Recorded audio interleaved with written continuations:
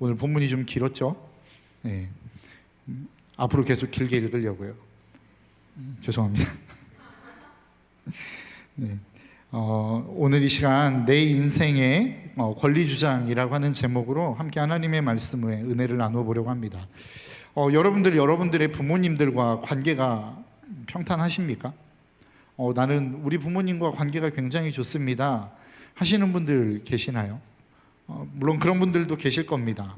그런데 그런 분들은 생각보다 많지 않은 것 같아요. 청년들을 만나보고 또 청년들과 함께 대화를 나누고 신방을 해보면 부모님에 대한 불만을 갖고 있는 경우들이 참 많이 있는 것 같습니다. 그런 경우 가운데도 또 부모님과 좋은 관계를 맺고 있습니다. 그런데 문제는 뭐냐면 대부분 저는 부모님과 관계가 좋습니다 라고 하는 사람은 엄마하고의 관계, 어머니와의 관계가 좋은 사람들이 대부분입니다. 대부분 아버지와의 관계가 좋은 사람은 그렇게 많지 않은 것 같습니다. 저의 미래를 보는 것 같아서 조금 씁쓸하기도 하고 그렇긴 하지만 아무튼 그것이 우리가 살아가는 삶의 현실인 것 같습니다. 부모님과의 관계를 잘 맺기도 좋지 않을 뿐더러 쉽지 않을 뿐더러 아버지와의 관계는 더욱더 잘 맺기가 더 쉽지 않은 것 같습니다. 왜 그럴까요? 여러 가지의 이유가 있겠지만 가장 큰 이유 가운데 하나는 서로 주장하는 주장이 다르기 때문에 그렇습니다. 부모님이 생각하는 의견이 있고 내가 생각하는 의견이 있습니다. 이 두 의견이 서로 충돌할 때에 누군가가 한 사람이 그 의견을 포기하거나 내려놓으면 그 관계는 괜찮아질 수 있습니다.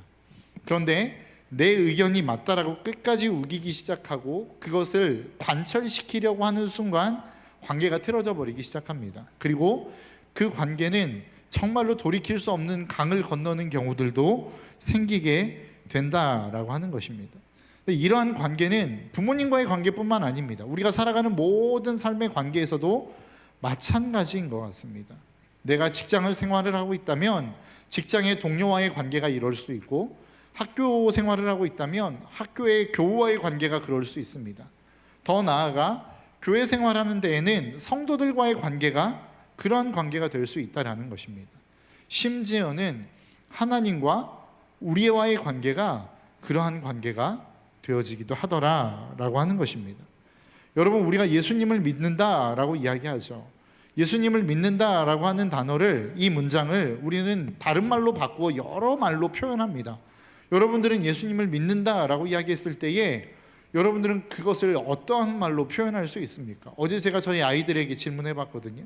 예수님을 믿는다라고 하는 말이 어떤 의미를 가지고 있어? 그랬더니 여러 가지 이야기를 하더라고요. 영생 얻었다! 막 이러면서 이야기도 하고 구원받았다! 이렇게 이야기도 합니다. 여러 가지로 표현할 수 있을 것 같습니다. 예수님이 우리의 죄를 사해 주신다라고 하는 것을 믿는다라고 하는 의미로 사용될 수도 있을 것입니다. 우리가 하나님의 자녀가 되었다라고 하는 의미로 사용될 수도 있을 것 같습니다. 내가 하나님의 말씀을 따라 살아갑니다라고 하는 것에 대한 의미로 내가 예수님을 믿습니다라고 하는 의미를 사용할 수도 있을지 모르겠습니다. 그런데 저는 예수님을 믿는다라고 하는 그 단어를, 그 문장을 다른 말로 표현해 보십시오, 한 문장으로 표현해 보십시오 라고 이야기한다면 내 인생에 있어서의 주인이 바뀌는 것을 의미합니다 라고 대답하고 싶습니다. 예수님을 믿는다라고 하는 것은 무엇이죠? 내 인생에 내가 주인이었습니다. 내 삶의 모든 결정권을 내가 가지고 살았습니다. 예수님을 믿는 순간 어떻게 되는 것이죠? 이 모든 결정권을 예수님에게 넘겨드리는 것입니다. 그래서 내 모든 결정을 내가 하는 것이 아닌, 내 마음대로 하는 것이 아닌, 내 뜻대로 하는 것이 아닌 하나님이 내 인생의 결정권을 쥐고 하나님이 결정하실 수 있도록 내 인생의 삶을 내어드리는 것, 이것이 예수님을 믿는다라고 하는 것의 의미라는 것입니다. 근데 여러분, 이렇게 이야기하면 여러분 기분이 괜찮으십니까? 유쾌하십니까? 저는 별로 유쾌하지 않는 것 같습니다. 왜 그렇죠? 내 인생의 결정권이 내에게 있는 게 맞는 거 아닙니까? 내 인생의 주인이 내가 되는 것이 맞는 거 아니겠습니까? 내가 원하는 대로의 삶을 살아가는 게 여러분 훨씬 더 유쾌하지 않습니까? 내 시간이고 내가 번 돈이고 나에게 주어진 삶인데 내가 원하는 대로의 삶을 살아가는 것이 맞는 것이 아닌가라고 하는 생각들을 하게 됩니다. 그리고 우리는 우리의 마음 가운데 그러한 마음의 소원을 가지고 있습니다. 그래, 내 인생이니까 내 마음대로 살아야지. 나에게 주어진 시간인데 내가 원하는 대로 쓰는 게 맞는 거 아니야? 내 손에 들어온 물질인데 내가 원하는 대로 쓰는 게 맞지라고 우리는 생각할 수 있다라는 것입니다. 그런데 오늘 본문은 그렇게 하나님의 말씀을 따라 살아가지 않는 사람들의 모습, 그렇게 하나님의 인생, 우리의 인생을 하나님에게 결정권을 내어드리지 않는 사람들의 인생이 어떻게 되어지는지를 잘 기록하고 있습니다. 오늘 본문 18절은 이렇게 말씀합니다. 하나님의 진노가 불의한 행동으로 진리를 가로막는 사람의 온갖 불경건함과 불의함을 겨냥하여 하늘로부터 나타납니다. 하나님의 진노가 그렇게 하나님의 뜻대로 살아가지 않는 사람들에게 쏟아 부어진다라는 거예요. 그런데 그렇게 하나님의 진노가 쏟아 부어지는 사람들의 모습이 어떤 모습이냐? 오늘 본문 21절과 22절입니다. 사람들은 하나님을 알면서도 하나님을 하나님으로 영화롭게 해드리거나 감사드리기는커녕 오히려 생각이 허망해져서 그들의 지각 없는 마음이 어두워졌습니다. 사람들은 스스로 지혜 있다고 주장하지만 실상은 어리석은 사람이 되었습니다. 여러분, 이걸 한마디로 표현하면 뭡니까? 하나님의 뜻대로 살아가지 않는 너희들 내가 징계할 거야. 이게 하나님의 말씀이라는 겁니다. 내 뜻대로 내가 원하는 대로 살아가지 않는 너희의 삶을 나는 반드시 징계하고 찾아가서 보복할 거야. 이게 하나님이 하나님의 뜻대로 살아가지 않는 사람들을 향하여 말씀하시는 하나님의 음성이라는 것입니다. 여러분, 이 말씀을 들을 때 어떤 생각이 드십니까? 하나님이 우리에게 자유의지를 주셔놓고 내 마음대로 살아갈 수 있는 권리를 주셔놓고 내 마음대로 살아간다고 하나님이 징계하시면 이게 진짜 사랑의 하나님인가? 하나님이 옳으신 하나님인가? 라고 하는 생각을 우리는 할 수 있는 거 아닙니까? 내 삶인데, 앞에서 이야기한 것처럼 내 시간인데, 내 돈인데 내 마음대로 사용하는 게 뭐가 문제가 돼? 라고 우리는 하나님 앞에 반론할 수 있을 것 같습니다. 오늘 본문에서도 이야기하는 거죠. 24절에 뭐라고 이야기합니까? 하나님께서 우리에게 주신 그 하나님의 창조의 목적, 그리고 분류하신 목적대로 인생이 살아가지 않는다는 겁니다. 사람들이 자기의 마음대로 살아간다는 거예요. 그래서 자기의 몸을 자기의 욕되게 여자는 남자를, 그리고 남자는 여자를 이렇게 서로 올바른 관계를 맺지 아니하고 여자가 여자를, 남자가 남자를 사랑하는 관계를 맺는다라는 겁니다. 오늘날로 이야기하면 동성애겠죠. 그러니까 참 이게 말하기가 쉽지 않은 것 같습니다. 그럼에도 불구하고 성경은 우리에게 무엇이라고 말씀하고 있습니까? 이것은 더러움이다 라고 이야기하고 있다는 거예요. 많은 동성애자들이 뭐라고 이야기합니까? 내가 사랑한다는데 뭐가 문제야? 내가 그렇게 그 사람을 사랑해서 나는 그 사람과 사랑의 관계를 나누고 싶다는데 누가 뭐라고 할 거야? 라고 반론할 수 있을지 모르겠어요. 여러분들도 거기에 동조하시는 분들이 계실지도 모르겠습니다. 그러나 여러분, 이것이 어떻게 보면 맞는 이야기인 것 같습니다. 우리에게 주어진 시간 아닙니까? 나에게 주어진 몸 아닙니까? 나에게 주어진 결정권 아닙니까? 그래서 내가 내 마음대로 하겠다라는 거예요. 그게 뭐가 문제가 됩니까? 세상에서는 그렇게 이야기할 수 있습니다. 그런데 그리스도인들은 그렇게 이야기하면 안 됩니다. 왜 그렇죠? 제가 지지난 시간에도 한번 말씀드렸던 것 같아요. 여러분, 우리의 그리스도인들이 성경을 바라보는 관점은 두 가지로 가질 수 있습니다. 첫 번째는 어떤 이미지죠? 미러 이미지입니다. 그래서 성경을 통해서, 그 성경의 인물을 통해서 나의 죄된 모습, 나의 연약한 모습을 발견하는 겁니다. 또 한 가지는 뭐라고 말씀드렸습니까? 윈도우 이미지라고 말씀드렸어요. 그래서 성경이라고 하는 창을 통하여 세상을 보는 거예요. 여러분, 성경이라고 하는 창이 우리에게 무엇이라고 말씀하고 있습니까? 너희들은 저절로 진화되어진 존재가 아니라 하나님이 너희들을 만들었어 라고 이야기하고 있는 거 아닙니까? 그게 하나님이 우리를 만드신 목적이고 우리가 이 세상에 존재하는 이유라고 성경은 우리에게 말씀하고 있어요. 그것을 믿는 사람들이 그 관점으로 세상을 바라본다고 한다면 내 마음대로 내게 주어진 삶을 살아갔는데 그게 뭐가 문제가 돼? 라고 이야기할 수 없다라는 거예요. 왜요? 하나님이 우리를 그렇게 만드시지 않았기 때문이라는 겁니다. 여러분, 세상은 그렇게 이야기할 수 있어요. 왜요? 세상은 진화론을 믿고 있기 때문에 그렇죠. 진화론이 무엇입니까? 정말로 환경에 잘 적응한 사람들, 그래서 그 환경에 잘 적응해서 살아남은 우성한 유전자들이 살아남아서 지금 오늘날과 같은 이 세상을 만들었다는 게 진화론 아닙니까? 그렇기 때문에 진화론은 뭘 믿는 거예요? 나의 우월성을 믿는 거예요. 내 힘과 내 능력으로, 내 탁월함으로 나는 이 세상 가운데 살아남았다라고 이야기하는 게 진화론이라고요. 내 힘과 내 능력으로 이 세상에서 살아남았으니까 그 살아남은 힘과 능력으로 내 마음대로 살아가는 게 뭐가 문제가 됩니까? 세상은 그렇게 주장할 수 있어요. 진화론을 믿는 사람들은 그렇게 이야기할 수 있단 말입니다. 왜요? 내 힘과 내 능력으로 살아남았으니까. 내가 살아남은 것은 내 힘과 내 능력이니까. 그런데 성경은 우리에게 뭐라고 말씀하고 있습니까? 너희들은 너희들의 힘과 능력으로 그렇게 진화를 거듭해서 살아남은 존재가 아니라 하나님이 너희를 만들었다는 거예요.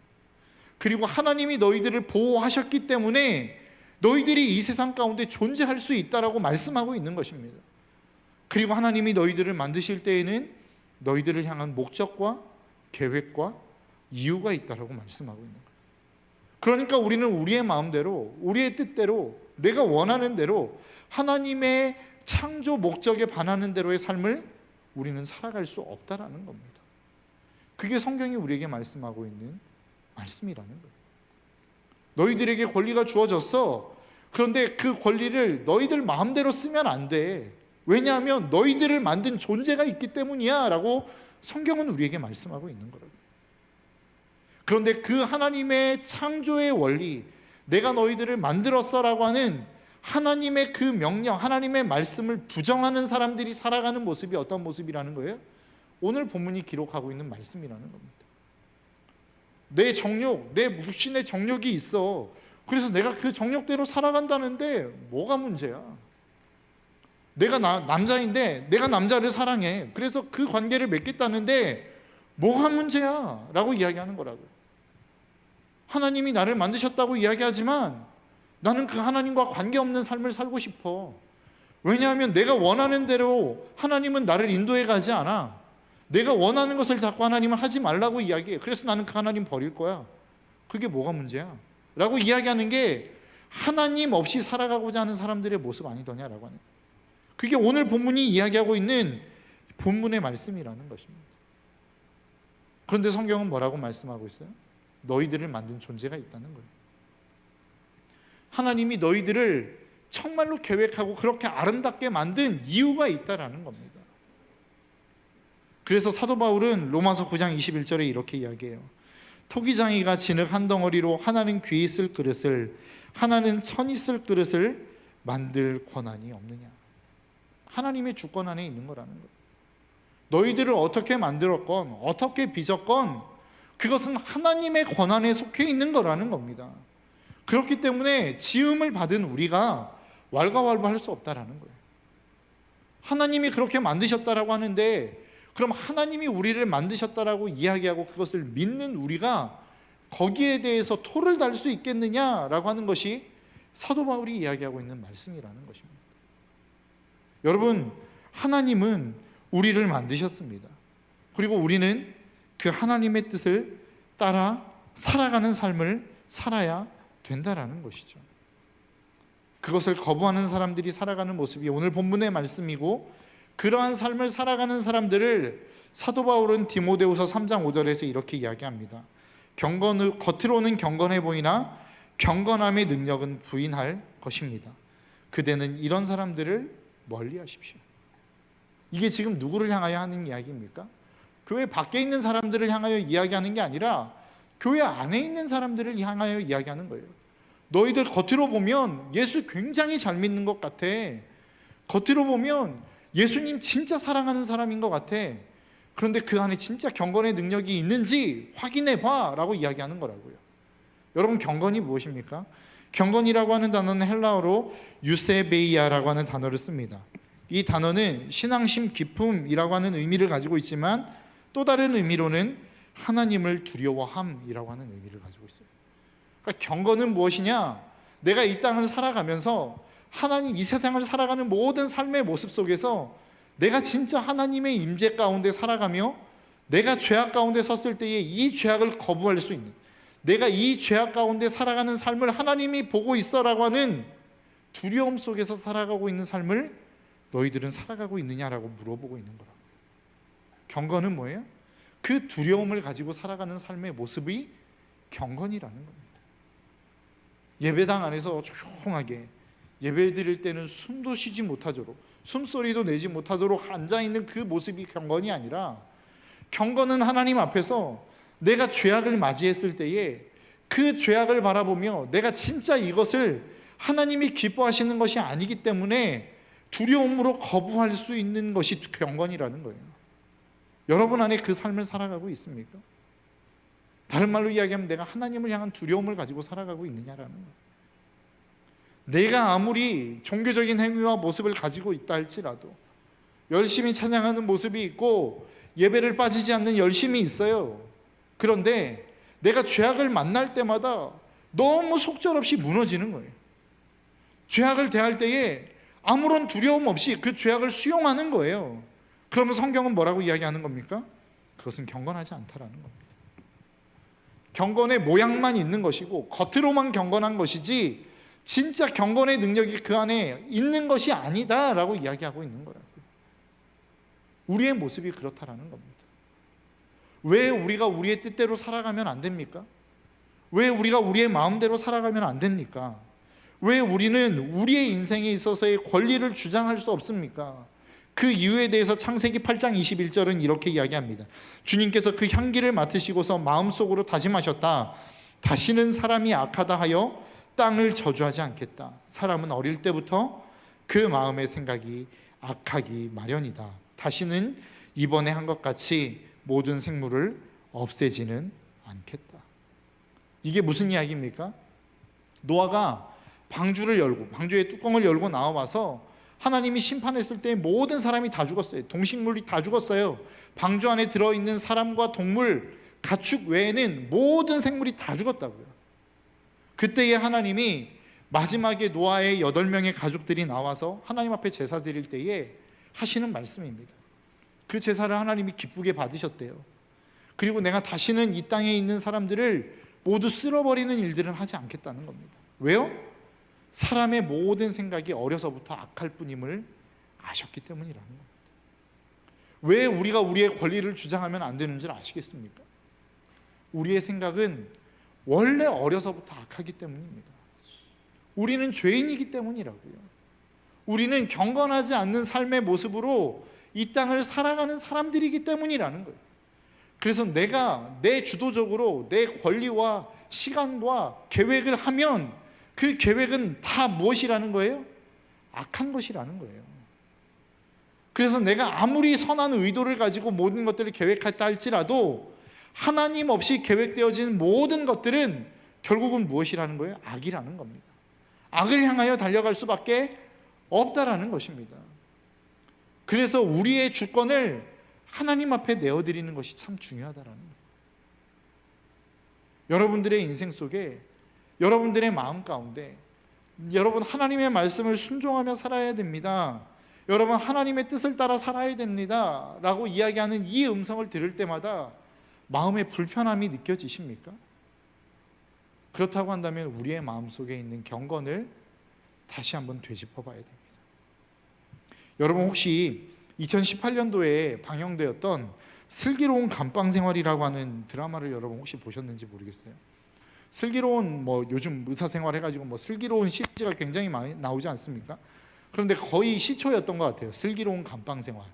이게 뭐냐면 유명한 야구 선수가 동생을 성폭행으로부터 보호하기 위해서 범죄자를 우연치 않게 죽여요. 그래서 감방에 들어갑니다. 실형을 받아요. 그래서 거기에서부터 시작되어지는 삶을 그린 드라마가 이 슬기로운 감방생활이거든요. 그런데 그 슬기로운 감방생활이라고 하는 그 드라마에 유한양이라고 하는 인물이 등장합니다. 그 인물은 어떤 인물이냐면 마약사범으로 교도소에 들어왔어요. 재벌 2세예요. 그런데 그 재벌 2세가 마약에 손을 댐으로 말미암아 교도소에 들어와서 감방생활을 하는 거예요. 그러면서 16부작 동안 무엇을 그리냐면 이 유한영이라고 하는 사람이 얼마나 마약을 끊기 위해서 애쓰고 있는지를 그립니다. 추위에 덜덜덜 떨면서도 다시 마약에 손에 대지 않고 약에 손을 대지 않아요. 그리고 난 다음에 16회가 되면서 대망의 출소를 하게 됩니다. 출소를 하는데 어떤 일이 벌어지냐면 그 유한영이라고 하는 사람에게 마약을 팔았던 사람이 출소하는 그 감방 앞에서 기다리고 있어요. 그래서 차로 부릅니다. 그리고 마약이 들어있는 주사기를 그 앞에 탁 놔요. 그리고 선택을 강요합니다. 유한영이라고 하는 사람이 어떤 결정을 내렸을까요?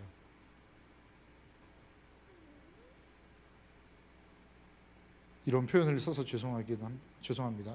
제가 쓴 표현이 아니라 그 드라마의 인물이 그렇게 이야기를 했어요. 이 나쁜 새끼 하면서 다시 주사기를 쥐어들고 자신의 손에 마약을 투약합니다. 그러고 난 다음에 어떤 일이 벌어졌냐면 바로 대기하고 있었던 경찰들이 그 유한영이라고 하는 사람을 다시 경찰서로 끌고 가요.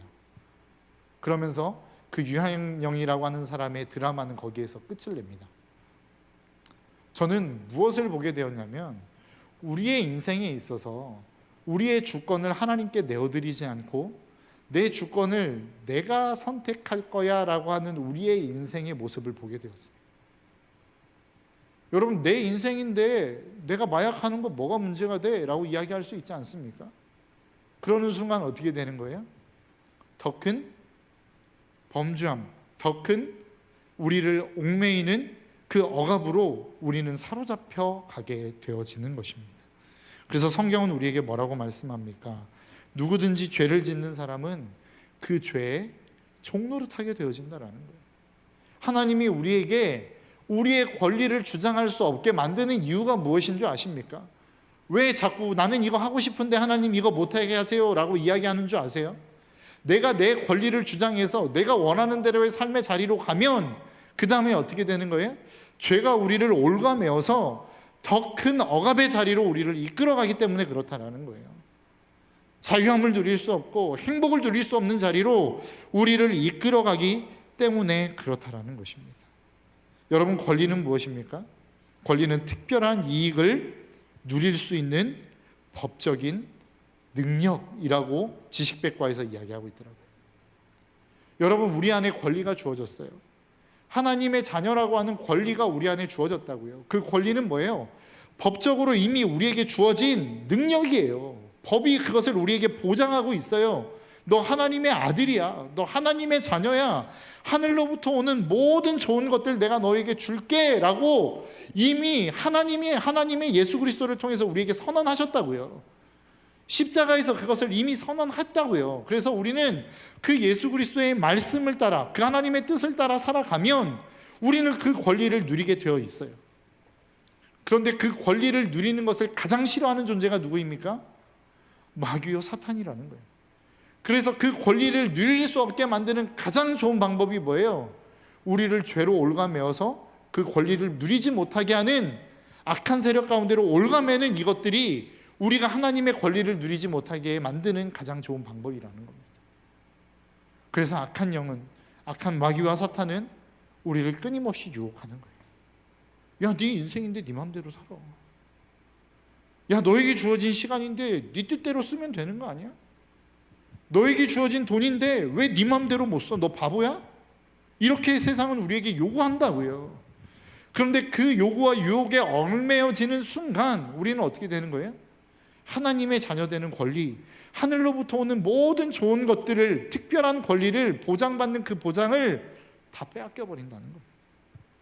그래서 하나님은 우리에게 뭐라고 말씀하고 있어요? 그거 하지 말라는 거예요. 그래서 주님은 우리에게 말씀하십니다. 요한복음 10장 10절에 도둑은 다만 훔치고 죽이고 파괴하려고 오는 것뿐이다. 나는 양들이 생명을 얻고 또 더 넘치게 얻게 하려고 왔다라고 성경은 우리에게 말씀하고 있어요. 너 그 죄악에 손대는 순간, 너 그거 좋아 보이지? 그런데 그거에 손대는 순간 악한 영들이 너의 영혼을 탈탈 털어갈 거예요. 그들은 도둑이야. 너희들의 모든 하늘로부터 오는 좋은 것들, 생명, 평안, 기쁨, 감사, 즐거움, 이 모든 것들을 너희들이 그것에 손대는 순간 다 빼앗기는 거야. 악한 영들은 그것들을 도둑질하려고 온 거야. 내가 온 이유는 너희들에게 좋은 것을 주려고 왔어.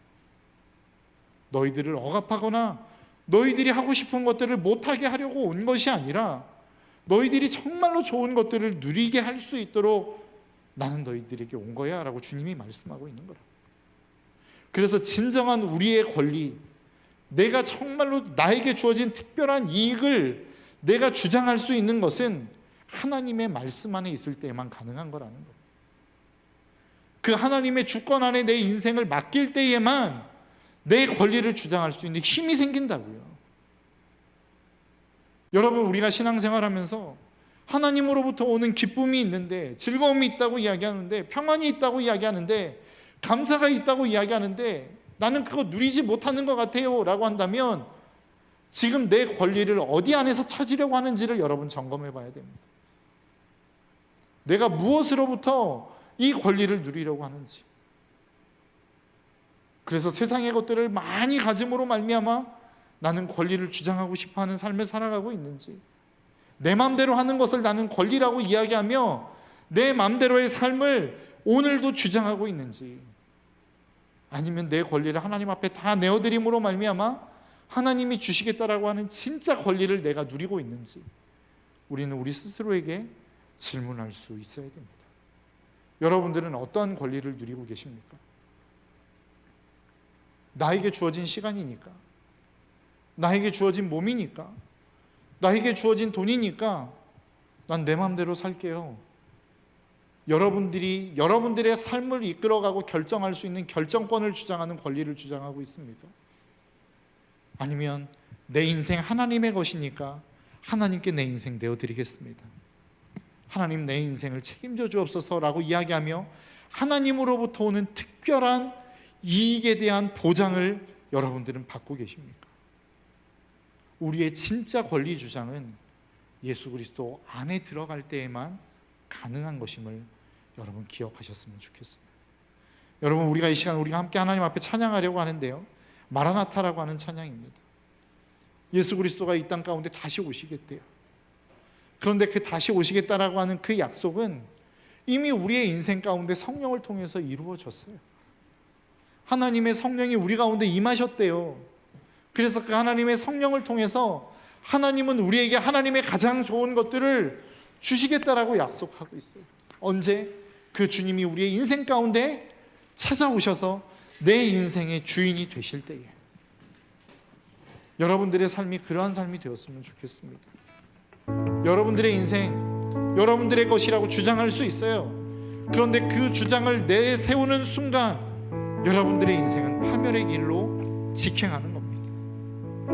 왜요? 우리의 인생은 원래 악한 인생이기 때문에 그렇습니다. 어려서부터 우리의 생각이 악할 뿐이기 때문에 그렇습니다. 그런데 우리에게 생명을 주시기 위해서 오신 그 예수 그리스도 앞에 우리의 삶의 주권을 내어드리기 시작하면 하나님이 우리에게 특별한 이익들을 주시겠다라고 약속하고 있고, 그것을 하나님이 하나님의 말씀인 법으로 보장하고 있다라고 말씀하고 있습니다. 여러분, 어떤 길을 선택하시겠습니까? 그럼에도 불구하고 내 인생 내 것이니까 내 마음대로 살게, 여러분들의 권리를, 여러분들의 주권을 여러분들의 것으로 주장하시겠습니까? 아니면 하나님 앞에 여러분들의 삶을 내어드리시겠습니까? 이 시간 그 예수 그리스도를 우리의 인생의 주인으로 초청하며 주님이 내 인생 가운데 오시옵소서, 아멘 주 예수여 내 인생 가운데 오셔서 내 인생을 주장하여 주옵소서 고백하시겠습니다. 이 시간 우리 찬양을 통해서 함께 우리의 마음의 결단을 내리며 나아갈 수 있기를 소망합니다. 함께 찬양합니다. 마라나타.